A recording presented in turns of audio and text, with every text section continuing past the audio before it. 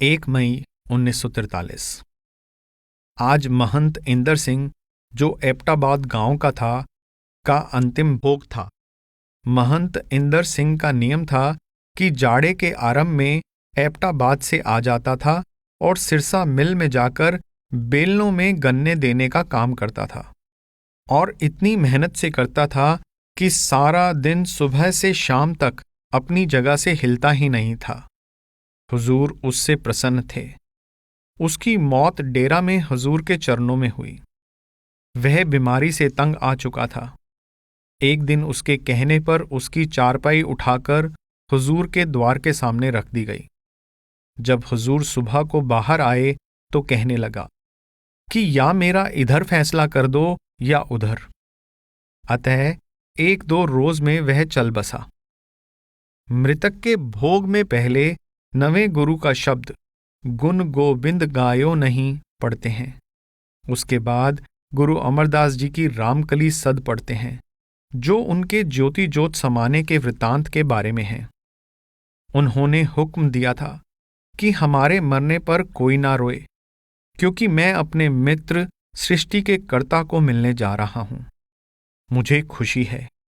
ऐसा सुना है कि हुजूर बाबाजी महाराज ने अपनी चढ़ाई के कुछ समय पहले फरमाया कि यदि कोई मनुष्य प्रदेश में बहुत सा रुपया कमाकर घर को जाने वाला हो, तो यदि कोई उसको रोके तो उसको कितना बुरा लगेगा। ऐसे ही हमने भजन सिमरन की दौलत इकट्ठी कर ली है। अब हमारी अपने देश जाने की तैयारी है। कोई हमें यह ना कहे कि अभी यहां और रहो। सद के बाद राग माला पड़ी जाती है, जिसमें 6 राग भैरव, मालकौस, हिंडोल, दीपक, सिरी राग, मेघ राग और उनकी 5-5 रागनियां और 8-8 राग हैं। आजकल सिरसा जाने की तैयारियां हैं। फिर दिल्ली और पिसावा जाएंगे। 2 मई 1943। आज फिर भोग का शब्द सरदार भगत सिंह जी ने पढ़ा। सरदार साहिब ने फरमाया कि यह शब्द नवी पातशाही ने उस समय उच्चारण किए थे जब उनके वध का हुक्म हो चुका था, और एक तरह से वह स्वयं ही सिर देने के लिए गए थे। उनको मरने का कोई गम और डर नहीं था।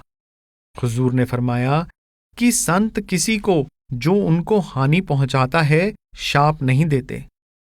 इसी को स्पष्ट करने के लिए सरदार साहिब ने बताया कि हजरत अली को लड़ाई में शत्रु के हाथों घातक जख्म आया, तो शत्रु को भी घातक जख्म लगा था। उसको भी बंदी बनाकर लाए। हजरत अली को जख्म के कारण बहुत प्यास लगी थी। उनके लिए शरबत का प्याला लाया गया, तो उन्होंने कहा कि उसे इसकी ज्यादा जरूरत है, उसको पिला दो। सो वह प्याला उस व्यक्ति को पेश किया गया, परंतु उसने यह सोचकर पीने से इनकार कर दिया कि कहीं उसमें जहर ना मिला दिया गया हो। जब हजरत अली के पास प्याला वापस लाया गया तो हजरत ने फरमाया कि यदि वह मर जाता तो मैं उसको पहले स्वर्ग में भेजता, स्वयं पीछे जाता। शेख सईदी ने फरमाया है, शुनीदम की मर्दाने राहे खुदा, दिले दुश्मना हम न करदंद तंग, तुरा के मुयस्सर शवद ई मुकाम, की बा दोस्तानत खिलाफ अस्त ओ जंग। अर्थात सुना है कि गुरमुख लोग शत्रुओं का भी दिल नहीं दुखाते, परंतु तुम्हें वह पदवी कैसे मिल सकती है जब तू मित्रों के भी विरुद्ध है और उनसे शत्रुता रखता है। आज सत्संग जल्दी समाप्त कर दिया गया। एक सत्संगी ने लिखा कि एक अभ्यासी ने उसको बताया कि अभ्यास की सफलता के लिए ये 3 चीजें बड़ी जरूरी हैं। लंगर से रोटी ना खाओ, किसी को ना अपना कपड़ा दो न लो, किसी को अपने कमरे में ना आने दो। हुजूर ने फरमाया कि है तो सच, परंतु गृहस्थियों से यह बातें निभ नहीं सकती। 3 मई 1943। हुजूर शाम को रेलवे स्टेशन ब्यास पर रेलवे ट्रक में सिरसा के लिए लकड़ियां लदवाने गए। वहां से 9 बजे आकर एक भोग की रस्म अदा की। फिर 10 बजे के बाद भोजन करके लकड़ियां लदवाते रहे, यहां तक कि 2:30 बज गए। उसके बाद हुजूर ने विश्राम किया, परंतु 4:30 बजे फिर उठ गए क्योंकि सिरसा जाना था। सिकंदरपुर और पिसावा का दौरा। 4 मई 1943। सुबह 5:30 बजे मोटर कार में सवार होकर ठीक 1 बजे दोपहर को सिरसा के सत्संग घर में पहुंच गए। रास्ते में 2-2 मिनट के लिए जालंधर शहर, फिल्लौर और लुधियाना ठहरे। मलोट मंडी 11:30 बजे पहुंचे तो गर्मी, धूप और लू सताने लगी। मलोट से आगे डबवाली और सिरसा तक सब रेगिस्तान है, पानी की कमी है। लोग धूप में फसलें काट रहे थे।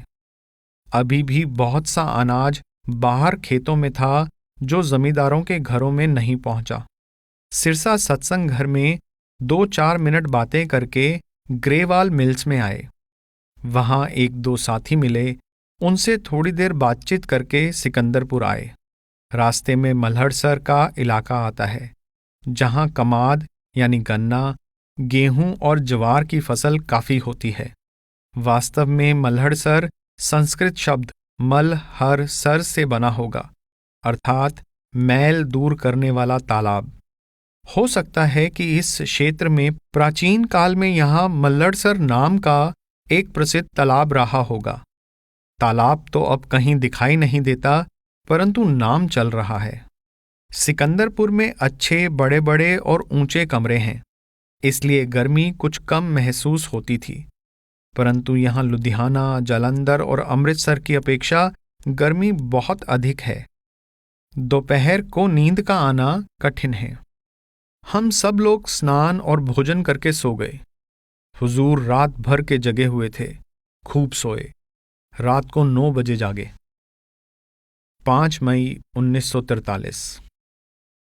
हुजूर ने फरमाया कि मुझे यहां डेरा से अधिक आराम है। मैं स्वयं भी ऐसा ही महसूस करता हूं। शाम को हुजूर आंगन में चौकी पर आ विराजे। हम सब लोग उनके चरणों में दरी पर बैठ गए। इधर उधर की बातें होती रही। इतने में लाला रामदास, जो सिरसा में कोर्ट इंस्पेक्टर हैं और हुजूर के पुराने सेवक हैं, तथा हुजूर के पोते सरदार चरण सिंह वकील, दोनों तांगे से सिरसा आए। उनसे उनके विभागों की बातें होती रही। सुबह सरदार पुरुषोत्तम सिंह अंबाला से वापस आ गए और यह खुशखबरी सुनाई कि वह लेफ्टिनेंट के ज़बानी इंटरव्यू में पास हो गए हैं। 132 में से 11 उम्मीदवार चुने गए। अब सरकार को कमीशन्ड अफसरों की जरूरत कम होती जाती है। यह तो आरंभिक बोर्ड था। अब अंतिम बोर्ड शायद 3-4 हफ्ते में देहरादून में होगा। आज सुबह 8 बजे हुजूर खलियान को देखने गए। वहां से वापस आकर बाहर के आंगन में शाम की तरह कुर्सी पर विराजमान हुए। हुजूर के परिवार के लोग और उनके सुपुत्र सरदार बचिंत सिंह उपस्थित थे। हुजूर के पोते सरदार सतनाम सिंह का सबसे छोटा बालक खेलता खेलता कभी हुजूर के जूते पर सिर रखता, कभी हुजूर के ऊपर चढ़ने की कोशिश करता। हुजूर उसे बड़े प्यार से देखते। हजरत मोहम्मद साहिब के विषय में भी ऐसी ही कहानियां मशहूर हैं कि उनको अपने नवासों हसन और हुसैन से बड़ा प्यार था। फिर सर कॉलिन गॉर्बेट का प्रेमनामा हुजूर को सुनाया गया, जिसमें उन्होंने बताया है कि वह कदम कदम पर महाराज जी की सहायता को महसूस करते हैं। यही हाल सब सत्संगियों का है। हर रोज ऐसे पत्र आते रहते हैं कि किस प्रकार हुजूर अपने सेवकों की सांसारिक तथा परमार्थी दुख तकलीफ में दूर दूर के स्थानों पर सहायता और रक्षा कर रहे हैं। 12 बजे के करीब यह सभा समाप्त हुई। महाराज जी अपने कमरे के अंदर चले गए। 6 मई 1943। शाम को 5 बजे हुजूर सिरसा में संगत से मिलने जा रहे हैं। शाम के 6 बजे केरे से होकर हम लोग सिरसा सत्संग घर पहुंच गए। हवा गर्म थी। वहां जाकर दूध सोडा पिया। इसके बाद मैं और सरदार चरण सिंह एसडीओ साहिब से मिलने चले गए। वे बड़े प्रेम भाव से मिले। जब वापस आए तो सत्संग में धुन सुनकर मन समझाई शब्द पढ़ा जा रहा था। हुजूर ने फरमाया कि खुदा तो इंसान के शरीर में है, परंतु इंसान उसे बाहर जंगलों, पहाड़ों और अरब देश के मैदानों में खोजता फिरता है।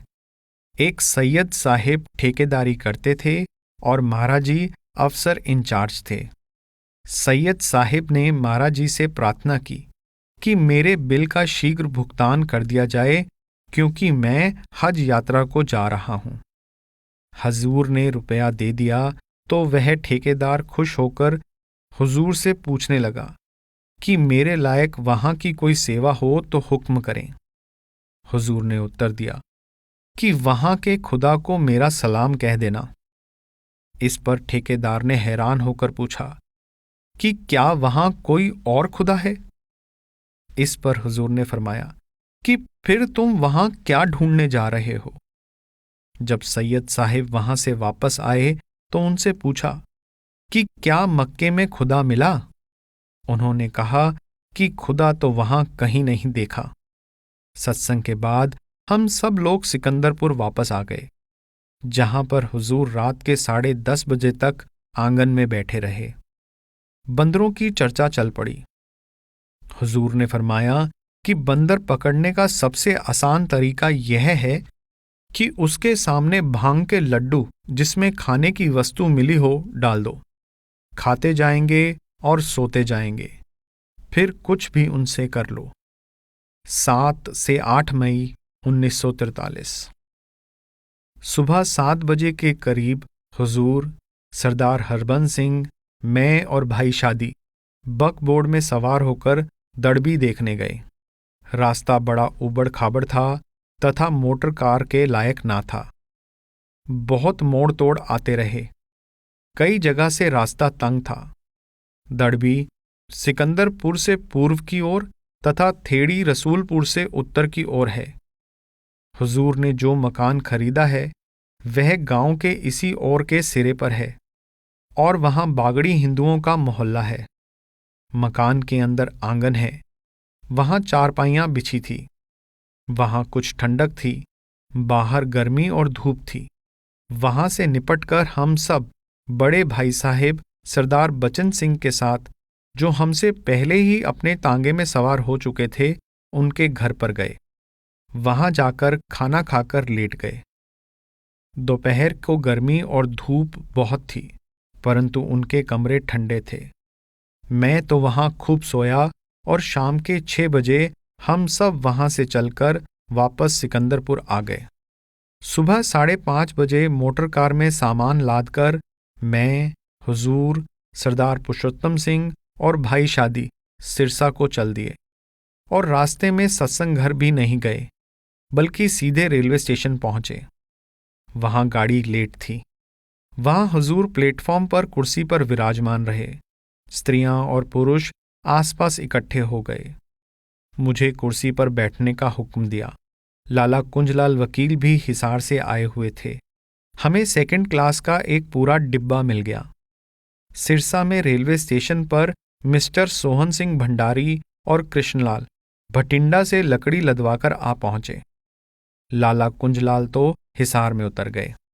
वहां बहुत से सत्संगी हुजूर के दर्शन के लिए आए थे। वहां से सरदार जगजीत सिंह को नई दिल्ली में एक तार भेजा गया कि शाम को गाड़ी पर दिल्ली रेलवे स्टेशन पर हुजूर के लिए मोटर कार भेज दें।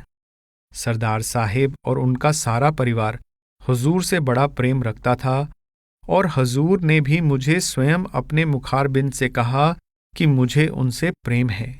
रास्ते में भिवानी स्टेशन के करीब सबने अपने डिब्बे में ही खाना खाया। धूप बड़ी तेज थी और गर्मी तथा रेत का जोर था। रेत छिद्रों में से अंदर आकर गिर रही थी। हर 1-8 घंटे के बाद तौलिए से सीट को झाड़ना पड़ता था। हुजूर लेट गए। मैं और पुरुषोत्तम दूसरी सीट पर एक दूसरे की ओर टांगे करके लेटे रहे और सोने की कोशिश करते रहे। रास्ते में दादरी का स्टेशन आया, जहां मिस्टर डालमिया ने कुछ दिन पहले ही सीमेंट का कारखाना लगाया है और अब वहां चहल पहल है। आखिर शाम के 3 बजे हमारी गाड़ी रेवाड़ी पहुंच ही गई। वहां से एक गाड़ी दिल्ली को 2 बजे जा चुकी थी। अब 4:30 बजे से पहले कोई गाड़ी ना थी। सेकंड क्लास में कुछ भीड़ मालूम होती थी, परंतु एक टिकट कलेक्टर साहिब सौभाग्य से आ गए और इंटर क्लास के सब फौजी निकाल दिए। डिब्बा खाली हो गया। गर्मी बड़ी थी। अंत में रेल रेवाड़ी से चल दी। इस ट्रेन में एक सरदार साहिब गुड़गांव जा रहे थे। रास्ते भर हुजूर से सवाल पूछते रहे।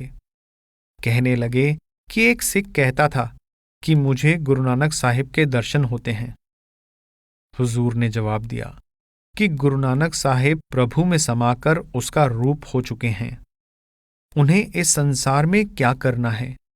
उस सिख से कह दो कि अब गुरु नानक साहिब के दर्शन हों तो उनसे नम्रता से पूछे कि आपका कौन सा धाम है, मुझे कब वहां ले चलोगे, मुझे क्या करना चाहिए। यदि गुरु नानक साहिब उनके सवालों का जवाब दें तो वह समझ ले कि अवश्य वह बड़ा भाग्यवान है कि उसको परम संत गुरु नानक साहिब के दर्शन हुए। परंतु यदि वे चुप रहें और उसके सवालों का जवाब ना दें तो समझे कि मन का धोखा है। मन की कल्पित मूर्ति जिसको वह गुरु नानक साहिब मानता है उसके सामने आती है, गुरु नानक साहिब नहीं आते। चेतन के लिए चेतन का ध्यान जरूरी है, ना कि जड़ का। जड़ चेतन को नहीं खींच सकता। दिल्ली छावनी से बाबू लोग सौदा इत्यादि लेने दिल्ली जा रहे थे। कुछ के हाथों में थैले थे। हमारे डिब्बे में घुस आए। टिकट बाबू आ गया। उसने सबको चार्ज किया। हुजूर ने फरमाया कि इसी तरह जो परमार्थ नहीं कमाते वे रास्ते में अटकेंगे। रेलवे स्टेशन पर सरदार साहिब की कार तैयार थी। वहां से हम सब सवार होकर नंबर 7 दरियागंज पहुंच गए। बाबू हेमचंद्र जी भार्गव के पांव में सूजन थी, चल फिर नहीं सकते थे। हुजूर भी जब सिरसा से चले तो पांव में बड़ा जख्म था। दिल्ली आकर अधिक हो गया। बाबू हेमचंद्र जी को कुछ आराम हो गया, वह चल फिर सकते थे। कुछ प्रेमी लोगों ने मुझे बताया कि हुजूर ने बाबूजी का बोझ अपने ऊपर ले लिया है। भगवान ही जाने। बाबूजी ने बड़ी आप भगत की। पीने को बर्फ का पानी, सरदाई लस्सी, दूध, सोडा इत्यादि। खाने को दिल्ली के रिवाज के अनुसार पक्का खाना और मिठाइयाँ। जिसको मालिक धन दे और साथ ही खर्च करने का दिल दे वह बड़ा भाग्यशाली है। नहीं तो दुनियादार हर प्रकार के तरीके से दौलत इकट्ठी करके भोग विलास तथा बुरे कामों में खर्च करते हैं। दिल्ली में हर रोज सुबह और शाम को सत्संग होता रहा। शाम को हुजूर ने नामदान दिया। 100 के करीब स्त्री पुरुषों ने नाम लिया। दिल्ली के हिंदू लोग या तो कामकाज में मस्त हैं या मूर्ति पूजा में। नगर की जनसंख्या के हिसाब से उनकी हाजिरी इतनी नहीं थी जितनी की उम्मीद हो सकती थी। 9 मई 1943 सुबह 11 बजे सर श्रीराम साहिब दिल्ली क्लॉथ मिल वाले आए। 1 घंटा हुजूर से परमार्थी बातचीत करके विदा हुए। उन्होंने कहा कि वे अधिक समय जनता के कार्यों के लिए देते हैं, मिल का काम दूसरों को सौंप दिया है। यह विचार उनको मुबारक हो और उनका मकसद पूरा हो। ऐसे पुरुषों की इस देश को बड़ी आवश्यकता है जो सच्चे दिल से लोगों का भला करने की कोशिश करते हैं। उसी शाम को एक और मिल के मैनेजर साहिब अपनी धर्मपत्नी के साथ हुजूर को मोटर कार में अपने निवास स्थान पर ले गए। हुजूर ने वापसी पर फरमाया कि ये पति पत्नी दोनों प्रेमी और खोजी हैं। 10 मई 1943 दरियागंज दिल्ली से हमारा सामान तांगों में लदवाकर श्री अमरनाथ भार्गव की देखरेख में 8 बजे रेलवे स्टेशन को रवाना कर दिया गया। हम सब लोग 9:15 बजे के करीब कार और तांगों में पिसावा जाने के लिए रेलवे स्टेशन पर आ गए। श्री अमरनाथ भार्गव ने हमारा सारा सामान फर्स्ट क्लास के रिजर्व डिब्बे में लदवाया हुआ था, टिकट ले रखे थे। हम सब उनके प्रेम और मेहरबानी के लिए बड़े आभारी हैं। हमें जाते ही आराम से जगह मिल गई, यद्यपि गाड़ी में बड़ी भीड़ थी। हमारे साथ दोनों भार्गव भाई और मेहता साहिब फोटोग्राफर भी थे। इंटर क्लास में बीबी लाजवंती और बीबी रखी यात्रा कर रही थी। बीबी रखी बड़े महाराजी, सरदार बहादुर महाराजी और महाराज चरण सिंह जी के घर का कामकाज संभालती थी, परंतु उनके डिब्बे में इतनी भीड़ थी कि तिल रखने को जगह ना थी। बहुत से सत्संगी स्त्री पुरुष दर्शन के लिए प्लेटफॉर्म पर उपस्थित थे। धूप तेज थी। महाराजी ने आज्ञा दी कि हम यह सहन नहीं कर सकते कि हम लोग अंदर छाया में बैठे रहें और तुम लोग धूप में खड़े रहो। सब अपने अपने घरों को जाओ। सो बहुत से लोग माथा टेक कर घरों को लौट गए। मैंने रेलवे पुस्तक भंडार पर जाकर EIR और BB&CI के टाइम टेबल मांगे, परंतु सब खत्म हो चुके थे। उर्दू का समाचार पत्र भी कोई नहीं मिला, क्योंकि पहले दिन इतवार था।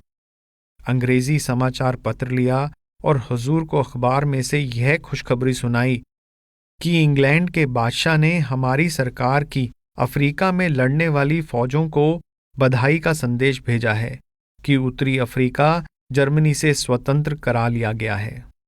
खुर्जा के स्टेशन पर पिसावा के रईस और जमींदार राव बहादुर शिवध्यान सिंह साहिब हुजूर के स्वागत को आए हुए थे। एक हाथ में हरी हरी ककड़ियों का छोटा सा बंडल, जिसमें पतली पतली और नरम नरम ककड़ियां पतले पतले सांपों की तरह लटक रही थी, और दूसरे हाथ में बारीक लाहौरी नमक की पुड़िया थी। हुजूर को माथा टेक कर हमारे डिब्बे में आ बैठे।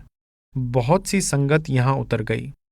उनके लिए 2-3 हाथी और बैलगाड़ियां उपस्थित थी। पिसावा यहां से कच्ची सड़क के रास्ते 8 मील दक्षिण पश्चिम को है। ध्यान दें, 5 मील 8 किलोमीटर के बराबर होता है, परंतु हमें 2 रेलवे स्टेशन और आगे जाना था, क्योंकि सोमना से 14 मील पक्की सड़क पिसावा पहुंचा देती है। यह सड़क दिल्ली से कलकत्ता जाने वाली ग्रांड ट्रंक रोड से निकलती है। हुजूर दिल्ली से हम सब के लिए खाना साथ लाए थे। यह निश्चय किया गया कि भोजन सोमना के विश्राम गृह में किया जाए, क्योंकि गाड़ी 1 बजे सोमना पहुंच जाती है।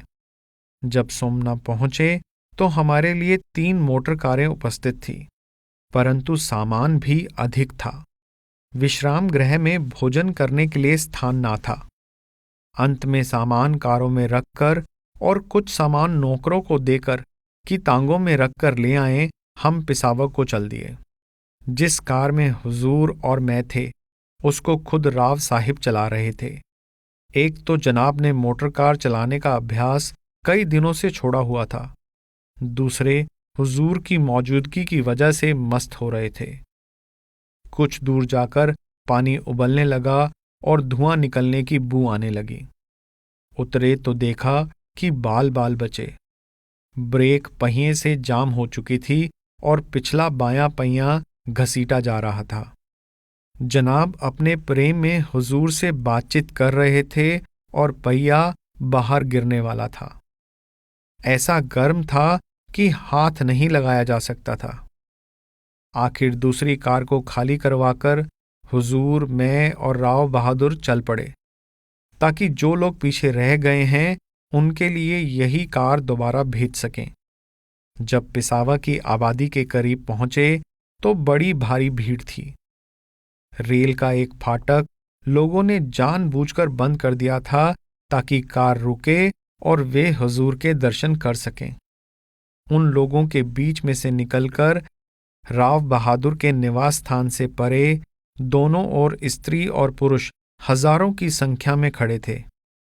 हर तरफ से राधा स्वामी तथा पालागन की आवाजें आ रही थी। मेहता साहिब उतरकर अपना कैमरा ताने फोटो ले रहे थे। राव बहादुर मुगल बादशाहों के समय के खानदानी रईस और जमींदार हैं। उनका निवास स्थान एक बड़े किले की तरह है, जिसमें बहुत सी इमारतें, मैदान, चबूतरें, बारादरियां, अतिथि गृह और रहने के मकान हैं। अमीरी ठाठ हैं। हुजूर उतरते ही सत्संग में तशरीफ ले गए, जहां हजारों की संख्या में बच्चे, लड़कियां, स्त्रियां, पुरुष बैठे थे। मैं सामान संभालता रहा। दूसरी कार जो बिगड़ गई थी, वह भी सौभाग्य से आ गई। यहां पंजाब से ज्यादा तेज धूप और गर्मी है। हम सब ने खाना खाया, हुजूर ने विश्राम किया। मुझे राव बहादुर साहेब ने एक अकेला कमरा अपने गुड़ खाने में रहने के लिए दिया, और गुड़ खाने के नीचे एक तह खाना है, जिसमें मेरे बाकी साथी भी ठहराए गए। हुजूर के लिए दोपहर को बारादरी, जिसके चारों ओर बरामदा और ऊपर नीम की छाया है, निश्चित की गई। रात के लिए एक चौबारा, जिसके सामने और दोनों ओर खुले खुले सहन हैं, दिया गया। राव साहेब ने कृपा करके मेरे कमरे की खिड़की में खस की टट्टी लगवा दी, जिस पर नौकर कभी कभी पानी छिड़कता रहता है। परंतु मुश्किल यह है कि उसका एक द्वार उस कमरे की ओर खुलता है जिसमें गुड़ का गोदाम है, इसलिए गुड़ की हल्की हल्की गंध हर वक्त दिल और दिमाग को ताज़ा रखती है। दूसरे आजकल गर्मी के मौसम की मक्खियां गुड़ की गंध पर मस्त होकर इस कमरे में हर समय नाचती रहती हैं। जब मैं खाना खाकर चारपाई पर लेटता हूं, तो वे गलती से यह मान लेती हैं कि मैं गुड़ का डेला हूं। जब मुझे इस कमरे में ठहरे 2 घंटे हो गए, तो एक ब्राह्मण देवता हाथ में खद्दर का थैला, बगल में चादर दबाए, बिना झिझक अंदर आ घुसे और कपड़े उतारने लगे। क्योंकि धूप का समय था, ऐसा मालूम होता था कि या तो उन्होंने मुझे देखा ही नहीं, यदि देखा है तो उन्हें कमरे में मेरी मौजूदगी की परवाह नहीं। मैंने धीरे से कहा कि महाराज, इस कमरे को ताला लगेगा तो फिर आपको कष्ट होगा। परंतु उन्होंने मेरी इस बात को नहीं समझा और ना ही मेरी इस दलील को माना कि उनको तकलीफ होगी, क्योंकि शायद उन्होंने सोचा होगा कि यदि ताला अंदर से लगा तो हम दोनों अंदर होंगे। इस हालत में हम दोनों को एक सी तकलीफ होगी, और यदि ताला बाहर से लगा तो उनका सामान बड़ा सुरक्षित रहेगा। मैं इसी उधेड़-बुन में था कि किस तरह इस देवता को यहां से विदा करूं कि मेरा नौकर आ गया। उसने जो दलील दी वह मेरी दलील से अधिक व्यवहारिक थी। मेरी दलील ज़बानी जमा खर्च थी। उसने आव देखा ना ताव, आते ही ब्राह्मण देवता का सामान बाहर रख दिया और बोला कि आपके लिए सामने स्थान है। क्योंकि ब्राह्मण देवता को सामान से जुदाई अच्छी ना लगती थी, मेरी जुदाई उनके लिए सहनीय हो गई। परंतु चलते हुए मेरे कमबख्त नौकर ने ब्राह्मण देवता का सोटा ना देखा।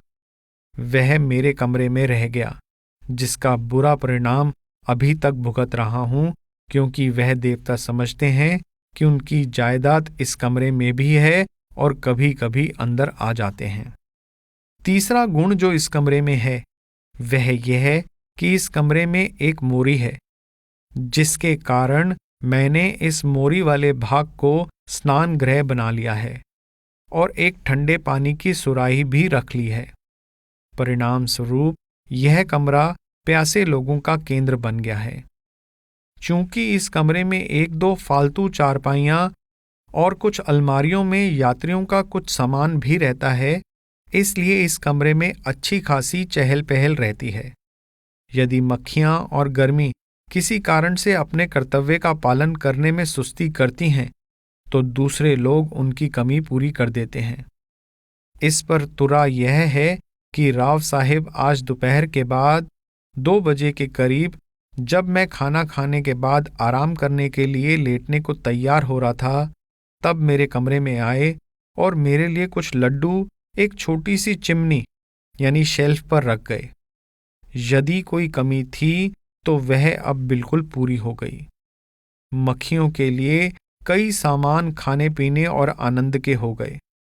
खैर, इस सांसारिक स्वार्थ को छोड़कर आत्मिक कार्य जिसके लिए हुजूर यहाँ पधारे हैं उसका वर्णन करना भी जरूरी है।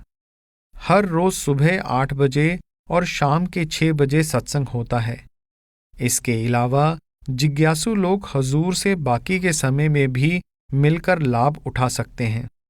श्री गुरु ग्रंथ साहिब की वाणी पंजाबी में होने के कारण हुजूर यहाँ उसका पाठ नहीं करवाते। हुजूरी वाणी में से यह तन दुर्लभ तुमने पाया, जग में घोर अंधेरा भारी और कबीर साखी संग्रह में से सुमरन का अंग पढ़े गए।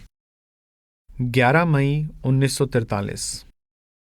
शाम को तुलसी साहिब के दोहे पढ़े गए। सब लोगों ने सुनकर लाभ उठाया।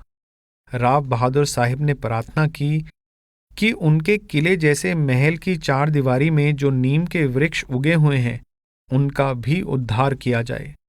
हुजूर ने दयालुता से फरमाया कि उनकी छाया में नाम दिया जाएगा तो फिर कैसे उनका उद्धार ना होगा।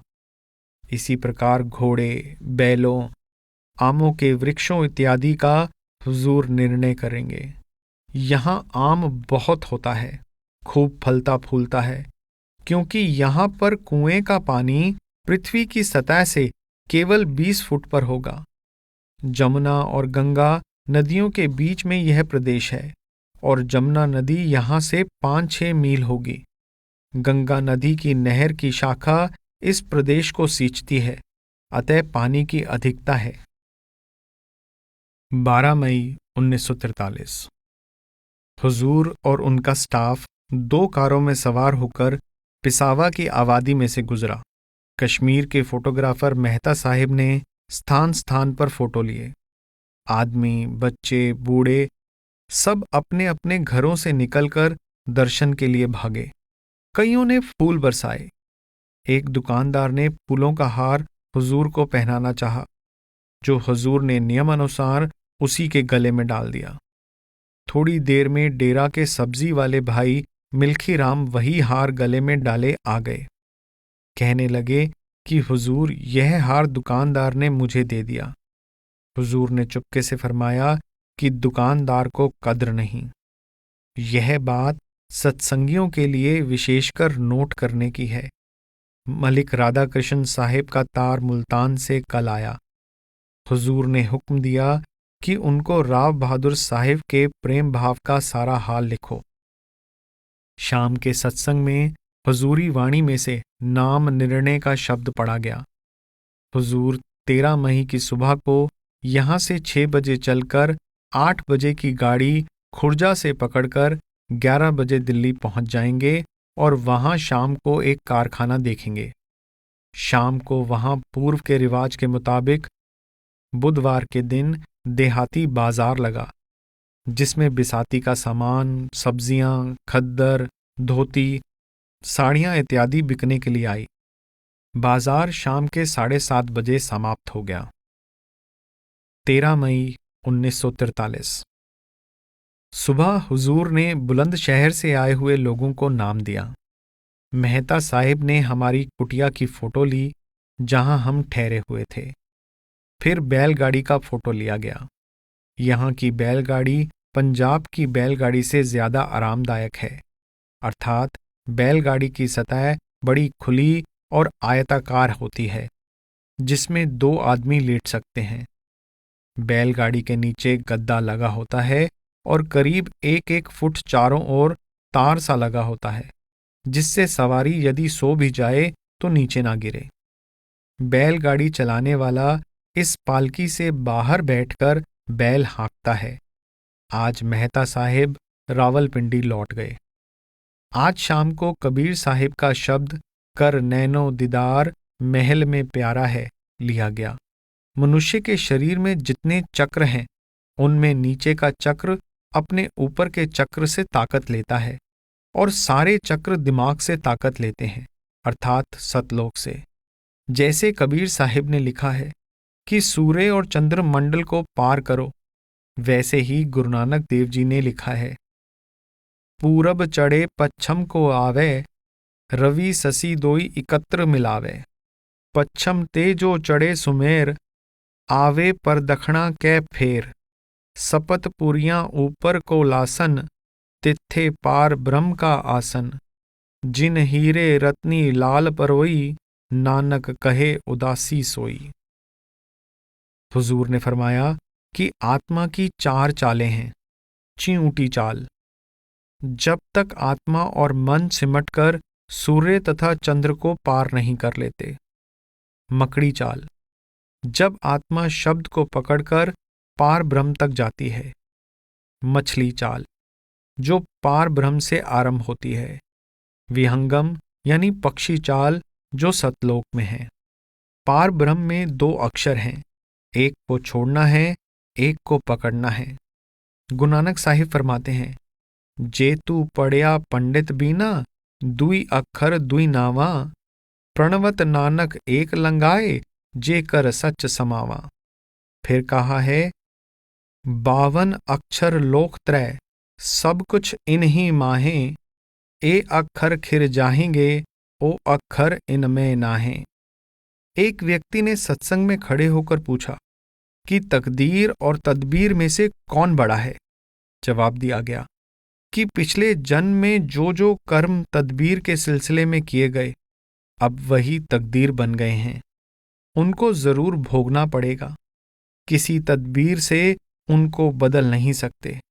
हाँ, जब तदबीर पिछले जन्म में की थी, उस वक्त इख्तियार था अच्छे कर्म करने का। जैसे किसान का इख्तियार है कि अपने खेत में गेहूं बोए या जौ, मगर जब फसल पक गई तो वही उसकी तकदीर बन गई। जिसने जौ बोए हैं वह गेहूं नहीं खा सकता। हाँ, आगे उसके हाथ में है कि जौ बीजे या गेहूं, परंतु उसको इस फसल में से तो जौ ही खाने पड़ेंगे। 14 मई 1943। आज संक्रांति को पिसावा के लोगों को नाम दिया गया, जिनमें बहुत से राव साहिब के संबंधी थे। कुल 400 स्त्री पुरुषों को नामदान दिया गया। एक आदमी ने प्रश्न किया कि इस प्रकार तो सारे संसार की आत्माएं यहां से सतलोक चली जाएंगी और यह लोक खाली हो जाएगा, परंतु यह हिसाब का सवाल है। यदि असीम में से सीमित घटाएं तो बाकी भी असीम ही रहता है। शाम को हजूरी पोथी में से शब्द पढ़ा गया। हुजूर ने फरमाया कि गुरु भक्ति क्या है। काम, क्रोध आदि 5 विकारों को छोड़ना। रात को मैं और दूसरे लोग आम लंगर में खाना खाने गए। पहले मैं हजूरी लंगर में खाना खा रहा था। वहां खाने का प्रबंध बहुत उत्तम था। आटे में घी डालकर तंदूरी रोटियां पकाई जा रही थी, जो पककर रेशम की तरह नरम होती थी। उनके साथ कद्दू और आलू की सब्जी थी, जिनमें बनाते समय खूब घी डाला गया था। उसके साथ शलगम और आम का अचार तथा मुरब्बा इत्यादि, और लखनऊ के सफेद खरबूजे भी मिलते थे। एक विशेष प्रकार की दही का मट्ठा भी शकोरों में दिया जा रहा था, जिसको सन्नाटा कहते हैं, क्योंकि उसमें काली मिर्च इतनी अधिक थी कि एक घूंट पीने से ही शरीर में सन्नाटा पैदा हो जाता था।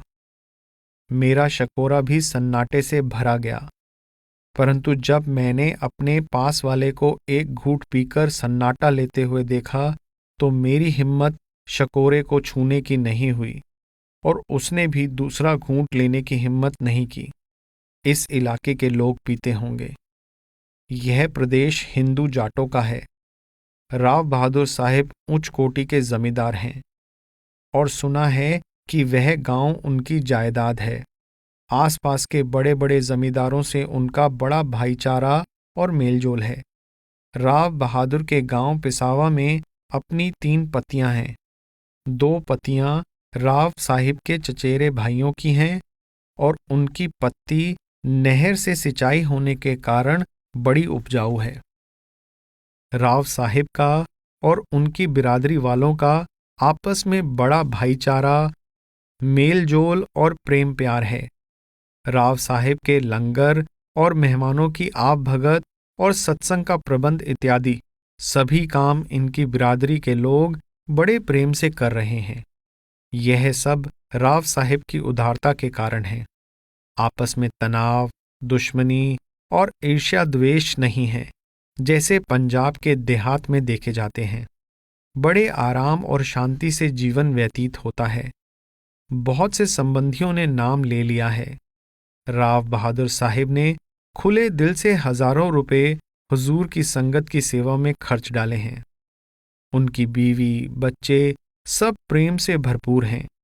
उनकी सुपुत्री बीबी कृष्णा ने हुजूर की महिमा में शब्द रचे हैं, जो सत्संग में पढ़े जाते हैं और लोग खुश होते हैं। 15 मई 1943। सुबह कोई सत्संग ना था। हुजूर का समय राव बहादुर साहिब के संबंधियों और कुछ बचे हुए अभिलाषियों को नाम देने के लिए निश्चित हो चुका था। 10-11 बजे के बीच में हुजूर को सारे हथियार, बंदूक और पिस्तौल आदि दिखाए गए, जिनकी संख्या काफी थी। सुना है राव साहिब का छोटा लड़का बड़ा अच्छा निशानेबाज है। शाम को 6-7 बजे सत्संग किया गया। कई संतों, दादू दयाल, पलटू साहिब और तुलसी साहिब की वाणियां पढ़ी गई। दादू दयाल का प्रसिद्ध शब्द जाने अंतरजामी अचरज अखत अनामी पढ़ा गया। 9 लख कवल जुगल दल अंदर द्वादश साहिब स्वामी का अर्थ फरमाया कि 9 द्वारों को पार करके कवल अर्थात आंखों के बीच में से गुजरकर सहस्त्रदल कमल में पहुंचो, जिसको द्वादश कवल भी कहते हैं। अर्थात वहां की 10 आवाजें, मन और सूरत या ज्योति और निरंजन, इस प्रकार 12 कमल वहां हैं। पलटू साहिब की वाणी में से उल्टा कुआं गगन में तिसमें जरे चिराग शब्द पढ़ा गया। ज्ञान समाधि, शून्य समाधि और सहज समाधि, ये 3 प्रकार की समाधियां बताई गई हैं। ध्यान दें, ज्ञान समाधि यानी सच्चे ज्ञान का अंतर्मुख ज्ञान, आध्यात्मिक अंतर्ज्ञान की अवस्था। शून्य समाधि, गहरा अंतर्मुख ध्यान, एकाग्रता की वह अवस्था जिसमें चेतना बाहरी जगत के पार चली जाती है। सहज समाधि, परिपूर्ण एकाग्रता की वह अवस्था जिसमें आत्मा परमात्मा में पूरी तरह समाने के लिए स्वाभाविक रूप से आसानी से खींची चली जाती है। इसके पश्चात तुलसी साहिब के छंद, जो घट रामायण के आरंभ में ही हैं, पढ़े गए। सम सील लील अपील पेले का अर्थ यह है कि तीसरे तिल के ऊपर विष्णु चक्र या नील चक्र को, जो पहुंच से बाहर है, जीत लें। धरी गगन डोरी अपोर का मतलब उस शब्द से है जो सहस्त्रदल कमल से त्रिकुटी तक ले जाता है। अर्थात वह शब्द धरन और गगन के बीच डोर है। अतुल कमला का अर्थ पार ब्रह्म का कमल है, जो मानसरोवर के बीच में है, जिसमें से होकर ऊपर का रास्ता जाता है। जब ठाट गाट बैराट कीना मीन जल कमला कली का अर्थ है कि जब तक मैंने विराट को पार नहीं किया था, तो मैं समझती थी कि यही सब कुछ है, और उस पर ऐसी आशिक थी जैसे मछली पानी पर और भंवरा कमल पर। परंतु जब सतलोक पहुंची तो पता चला कि यह दुनिया यानी विराट संसार धोखा और स्वप्न है। 16 मई 1943। सुबह 7 बजे मोटर कार में बैठकर हुजूर पिसावा से सोमना को चल दिए। गाड़ी 1 घंटा लेट थी। हम सोमना के रेलवे स्टेशन पर 9 बजे पहुंच गए। हुजूर प्लेटफॉर्म पर कुर्सी पर विराजमान हुए। मैं और भाई शादी पेट पूजा का इंतजाम करने लगे। इधर उधर नजर दौड़ाई, पर स्टेशन पर ना तो किसी हलवाई की और ना ही किसी मेवा फल बेचने वाले की दुकान थी। परंतु स्टेशन के सामने एक हलवाई की दुकान नजर आई। वहां गए तो दुकान में केवल पेड़े थे, जिनमें मीठा भरा हुआ था। हलवाई को मनाया कि हमारे लिए आटे की पूरी और आलू की सब्जी जिसमें मिर्च ना हो तैयार कर दो। अतः पूरियां तैयार हुई और सबको खिलाई गई। अच्छी खासी थी। हुजूर ने भी 2 पूरियां खाई। रास्ते में एक खरबूजे वाले से 1 रुपये के खरबूजे लिए, जो मेरे और भाई शादी के भाग्य में खाने नहीं लिखे थे, क्योंकि जिस टोकरी में वे रखे थे वह हमने फिर नहीं देखी। पता नहीं कहाँ गई। राव बहादुर साहिब खुर्जा के स्टेशन पर उतर गए, क्योंकि उनको सत्संग का सामान वापस ब्यास के लिए बिल्टी करवाना था। हमने खुर्जा में 1-2 अखबार लिए और शरबत पिया। सेकंड क्लास में काफी भीड़ थी। दिल्ली में सरदार जगजीत सिंह की कार में हुजूर दरियागंज पहुंचे, क्योंकि सरदार साहिब से वायदा हो चुका था कि हुजूर दिन और रात उनके मकान पर, जो करजन रोड नई दिल्ली में है, विश्राम करेंगे। इसलिए हुजूर संगत को दर्शन देकर बीबी रखी और लाजवंती के साथ नई दिल्ली को चल दिए। मैं और भाई शादी दरियागंज में रहे। हुजूर शाम को 6 बजे फिर वापस पधारे। मैंने डाक सुनाई। 7 बजे सत्संग हुआ। हुजूर 1 बजे के करीब वापस नई दिल्ली चले गए। 17 मई 1943। मैं और सरदार साहिब सुबह 6:30 बजे टांगों में सामान लादकर दिल्ली रेलवे स्टेशन को चल दिए। जब वहां सामान उतार रहे थे तो हुजूर भी आ पहुंचे। दोनों बीबियों को बंबई एक्सप्रेस में सवार कराया गया। हमारी गाड़ी में 1.25 घंटा बाकी था, इसलिए छोटी लाइन के प्लेटफॉर्म पर 1 घंटा कुर्सी पर बैठे हुजूर संगत को दर्शन देते रहे। मैं और भाई शादी दूसरे प्लेटफॉर्म पर खाने पीने में मस्त रहे। वहां मिस्टर अमरनाथ की कृपा से हमें सेकंड क्लास का पूरा डिब्बा मिल गया। मिस्टर भार्गव रेवाड़ी तक हमारे साथ थे। यात्रा में कोई कष्ट नहीं हुआ। रेवाड़ी से गाड़ी बदलनी थी, परंतु सेकंड क्लास में कोई जगह ना थी, इसलिए हम फर्स्ट क्लास के डिब्बे में बैठ गए। रास्ते में खाना खाया। यात्रा में खाने का बड़ा आनंद आया, क्योंकि बाबू हेमचंद्र जी ने कई प्रकार की सब्जियां टोकरी में डालकर दी थी। गर्मी जोरों पर थी। रास्ते में जाटू सानेपुर एक सेकंड क्लास का डिब्बा खाली हो गया। मैं और पुरुषोत्तम सिंह उसमें चले गए। हुजूर फर्स्ट क्लास में टिकट बदलवाकर वहीं रहे। गर्मी जोरों पर थी। कई बार लेमनेड पिया और खरबूजे भी खाए गए। खुदा खुदा करके शाम को 6:30 बजे सिरसा के स्टेशन पर आ पहुंचे। वहां संगत ने हमारा सामान उठाकर कार और तांगों में लाद दिया। हुजूर सत्संग घर पधारे। वहां बर्फ वाला दूध सोडा पीकर बड़ा आनंद आया। वहां से सवार होकर शाम के 8 बजे सिकंदरपुर आए, जहां हुजूर बाहर के सहन में कुर्सी पर विराजमान हुए। हम आसपास नीचे दरी पर बैठ गए।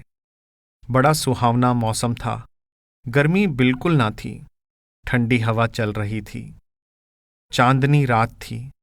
हुजूर काश्तकारों से कामकाज की बातें करते रहे, लेकिन हम सब खाना खाकर सो गए।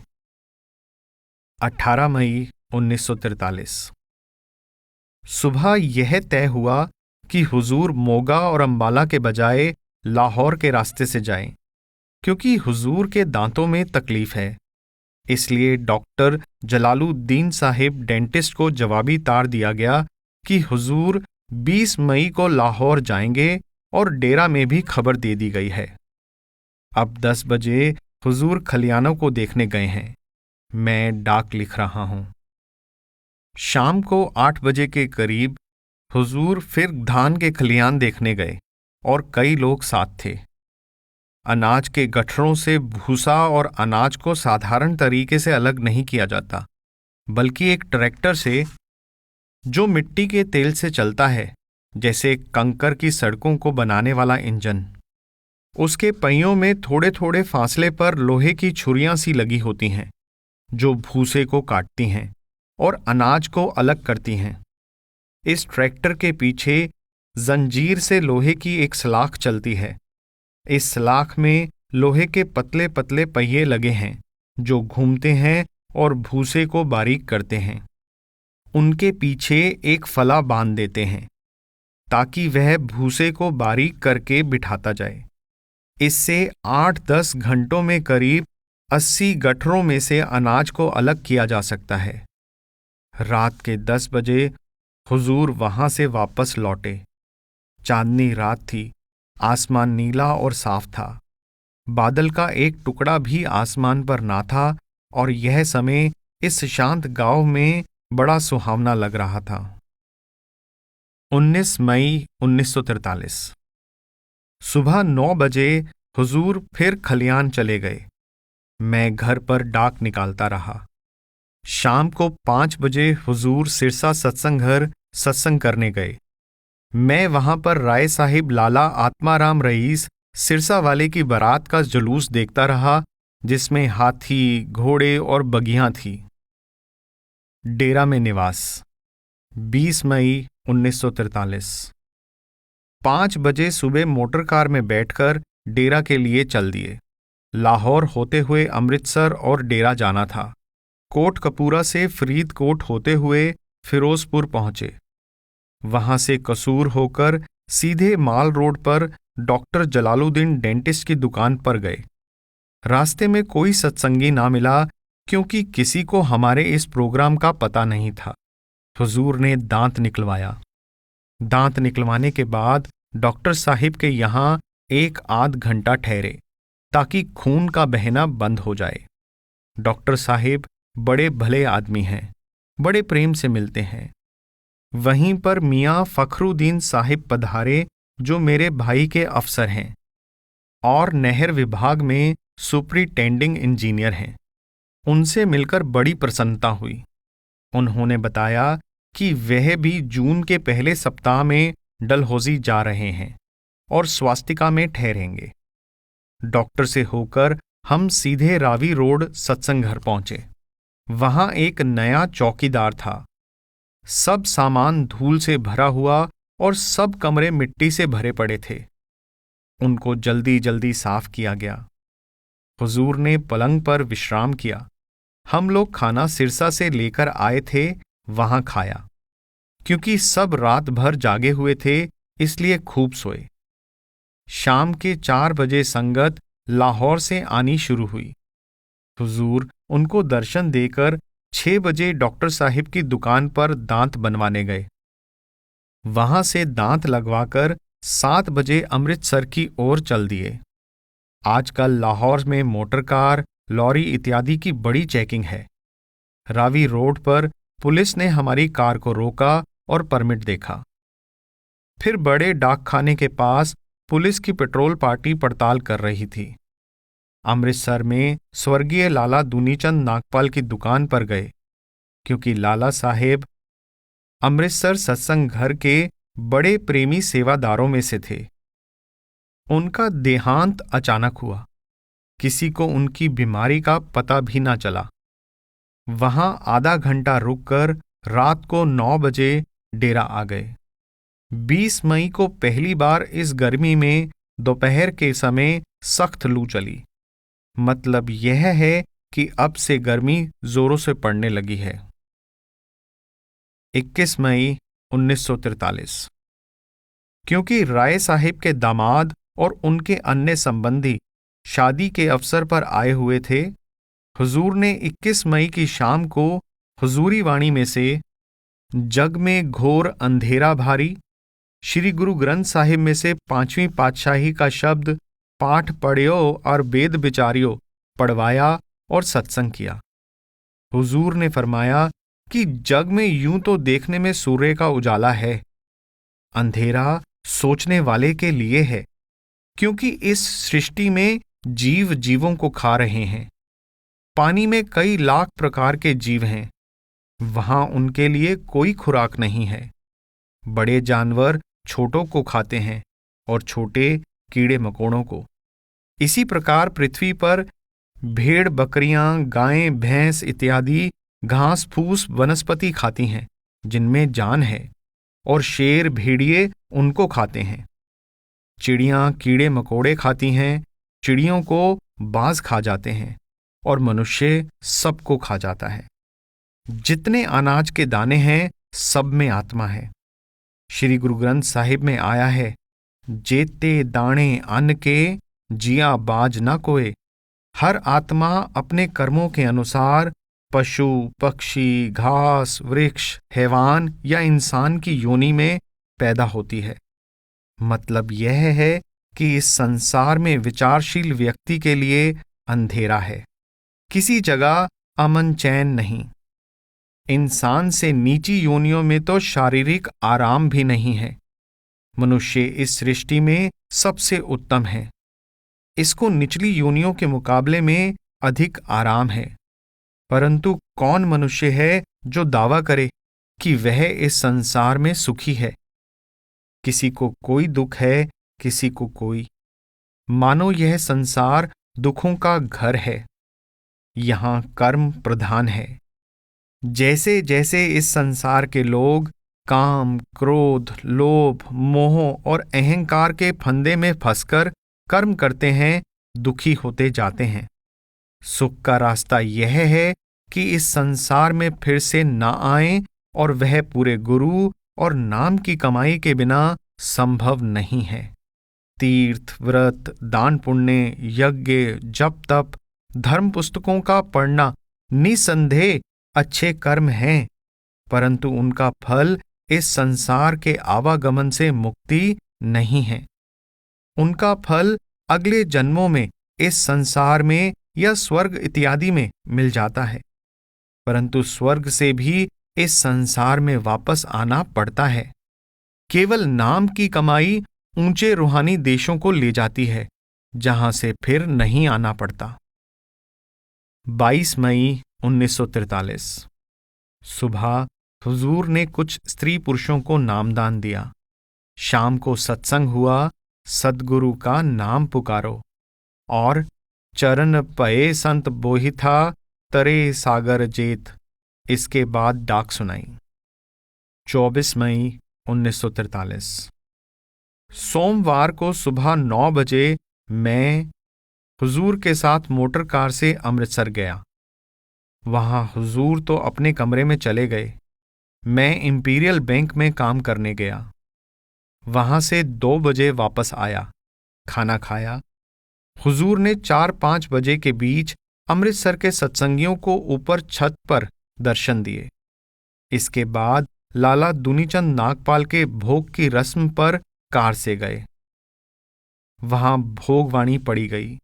वहां से रात के 9 बजे के करीब वापस आ गए। 25-26 मई को घुमान गांव में सत्संग किया। 27 मई 1943 10 बजे के करीब हुजूर घुमान से वापस आए। थोड़ी देर बाद आराम करके बलोचिस्तान के स्त्री पुरुषों को नामदान दिया। कई दिनों की डाक इकट्ठी हो गई थी, वह सुनी। उसके बाद पटवारी और जैलदार के साथ जमीनों का बखेड़ा निपटाते रहे। शाम के 6 बजे के सत्संग में पधारे। सत्संग में श्री गुरु ग्रंथ साहिब में से राग रामकली से चेतावनी का शब्द ज्यूं आया त्यूं जावे बौरे, ज्यूं जन्मे त्यूं मरण प्या पढ़ा गया। हुजूर ने फरमाया कि जो आदमी बिना नाम के मरते हैं, उनकी आत्मा बाईं ओर काल के मुख में जाती है, परंतु मरने वाला दुख का वर्णन करने लौटकर नहीं आता। सद्गुरु और शब्द ब्रह्म तक तो अलग अलग रहते हैं, परंतु पार ब्रह्म में सद्गुरु और शब्द दोनों एक हो जाते हैं। शरण का अर्थ यह है कि 9 द्वारों से मन और आत्मा को समेटकर चंद्रमा से परे ले जाना, जहां सद्गुरु का सूक्ष्म स्वरूप है। सरदार गुलाब सिंह साहिब ने फरमाया, बिना सम और दम के ना तो सुरत शब्द योग और ना ही कोई अन्य योग सफल हो सकता है। सम का अर्थ है मन को रोकना और दम का अर्थ है इंद्रियों का दमन। हुजूर ने फरमाया कि ब्रह्मचर्य हर आयु में लाभदायक है। जवानी में रखा जाए तो कुंदन है, परंतु बुढ़ापे में भी स्वास्थ्य और भजन के लिए लाभदायक है। फिर कहा कि स्कूलों और कॉलेजों में सच्चे गृहस्थ मार्ग की शिक्षा नहीं दी जाती। सत्संग के समाप्त होने पर एक सत्संगिन ने अपनी मां की संभाल के बारे में जिक्र किया कि किस प्रकार अंत समय हुजूर ने उसको दर्शन दिए। लाला बिशनदास पुरी ने अपनी माता की मृत्यु का जिक्र किया, जिनका हाल में ही स्वर्गवास हुआ था, कि हुजूर ने उनको और उनके पिता को भी अंत समय में दर्शन दिए, अर्थात दोनों का उद्धार हो गया। हुजूर ने फरमाया कि ऐसा अक्सर हो जाता है। शाम को मुझे बुलाया। मनी ऑर्डरों पर हस्ताक्षर करवाए गए। हुजूर ने फरमाया कि उनको पेट में जलन सी रहती है, परंतु काम इतना है कि दवाई खाने का समय नहीं मिलता। और यह फरमाया कि गुजारा चल रहा है, वक्त गुजर रहा है। सरदार जोत सिंह ने बलवर्धक दवाई बताई। कल सुबह हुजूर जालंधर शहर तशरीफ ले जा रहे हैं। 28 मई 1943 सुबह 6 बजे हुजूर के साथ मोटर कार से जालंधर गए। कार सरकारी ना थी, बल्कि मुंशीराम सैनी कपूरथला वाले के लड़के ने नई खरीदी थी। सीधे सरदार भगत सिंह वकील की कोठी पर गए। वहां से हंसराज गोयल प्लीडर का मकान देखकर कन्या महाविद्यालय में बीबियों से मिलने गए। प्रिंसिपल साहिबा बड़ी नेक स्त्री हैं। हुजूर से बड़े प्रेम भाव से मिली। वहां से बस्ती शेखा में गए, जहां कोई शादी थी। वहां कव्वाली सुनाई गई। कव्वाल हुजूर के दर्शन से बहुत खुश हुए। वहां से शहर में आकर सत्संग घर के लिए खरीदी गई जमीन देखी। यह जमीन बस्ती शेखा और शहर के बीच मिशन अहाते के पास है। यह समतल नहीं है। समतल करने में भी लागत आएगी, परंतु यह जमीन बड़ी मुश्किल से मिली। इसे डीएवी कॉलेज वाले खरीदना चाहते थे। वहां से सरदार भगत सिंह साहिब के मकान पर गए, पानी पीकर निकले और डेरा 12 बजे पहुंच गए। राय बहादुर लाला शंकर दास आए हुए थे। दर्शन करके शीघ्र ही लायलपुर लौट गए। शाम को 6 बजे सत्संग हुआ, जो सरदार कृपाल सिंह लाहौरी ने किया। सरदार साहिब ने फरमाया कि संत सद्गुरु कमीशन्ड अफसर की तरह होते हैं। हुजूर ने फरमाया, नहीं, स्टाफ अफसर की तरह होते हैं। सरदार साहिब ने फरमाया कि संत दर्शन से और वाणी वचन से जीवों पर दया करते हैं। श्री गुरु ग्रंथ साहिब में से दर्शन पेटत पाप सब नासें पढ़ा गया था। सत्संग के बाद हुजूर सेवा में बैठे और उसके बाद रात के 10 बजे तक डाक सुनते रहे। 29 मई 1943 आज दोनों समय सुबह और शाम सत्संग हुआ। सुबह के वक्त गुरु गुरु में हृदय धरती पढ़ा गया। आत्म परमात्म नहीं मानूं। आत्म से मतलब है सहस्रदल कमल, परमात्म से मतलब है त्रिकुटी या पार ब्रह्म। योगियों के अनुसार इनके यही अर्थ हैं। शाम के समय सत्संग हुआ। काल ने जगत अजब भरमाया, मैं क्या क्या करूं बखान। हुजूर ने बताया कि दुनिया में 3 प्रकार के लोग हैं। बेवकूफ, जो मूर्ति पूजा और दरियाओं में नहाना मुक्ति समझते हैं। बुद्धिमान, जो पढ़ने पढ़ाने को मुक्ति का साधन मानते हैं। तीसरे बीच के लोग, जो कभी मूर्खों में मिल जाते हैं, कभी विद्वानों में, और जप तप संयम इत्यादि कर्मों में ही मुक्ति मानते हैं। ये सब धोखे में हैं। उनको कर्मों का फल जरूर मिलेगा, फिर इस दुनिया में जन्म लेंगे। पूरे गुरु और नाम के बिना मुक्ति नहीं है। एक अहमदी साहिब ने सत्संग में उठकर सवाल किया। ध्यान दें, अहमदी यानी मुसलमानों में एक संप्रदाय, कि आप कुरान मजीद को खुदा की किताब मानते हैं या नहीं। जवाब मिला कि खुदा के यहां तो कोई जबान नहीं। जितनी किताबें, ग्रंथ, वेद शास्त्र, इंजील, कुरान इत्यादि हैं, सब इंसानों की बनाई हुई हैं। अधिक से अधिक यह कह सकते हैं कि उन्होंने खुदा के कहने के अनुसार उनको बनाया, परंतु किताबों में खुदा नहीं। खुदा इंसान में है, ना कि धर्म ग्रंथों या मंदिरों, मस्जिदों, ठाकुर द्वारों और गुरुद्वारों में। 30 मई 1943। सुबह 9 बजे सत्संग हुआ। श्री गुरु ग्रंथ साहिब में से बिख बोयथा लादिया और हुजूरी वाणी में से भादों का महीना पढ़ा गया। जैसे भादों में मलेरिया बुखार में लोगों को प्यास और जलन लगती है, वैसे ही दुनिया में 3 तापों, आध्यात्मिक, आधि दैविक और आधि भौतिक और आशा तृष्णा से लोग बीमार हैं। इच्छा रूपी प्यास कभी नहीं मिटती। मनुष्य जितना अधिक बुझाने का प्रयत्न करता है, उतनी अधिक भड़कती है। इसी कारण जीव आवागमन के चक्कर में पड़ा हुआ है। कादियानी साहिब ने सवाल किया कि मैं इस आवागमन को इस तरह से नहीं मानता कि रूह आदमी से निकलकर हैवान या परिंदों में जाती है। हुजूर ने फरमाया कि हमें अपने बहुत से जन्मों का ज्ञान है और हमारा तजुर्बा है कि रूह आवागमन के घेरे में है।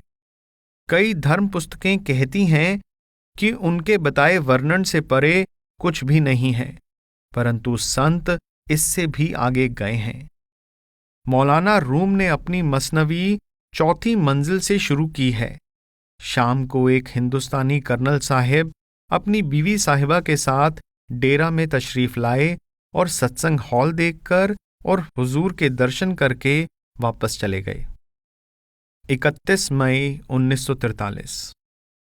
हुजूर ने 300 के करीब स्त्री पुरुषों को नामदान दिया। बरखुदार सफर अल्लाह खां ने हरड़ खाने की तरकीब आगे बताई है कि किस किस मौसम में किस किस चीज और अनुपात के साथ हरड़ की खुराक खानी चाहिए। मौसम का नाम बसंत यानी चैत्र वैशाख।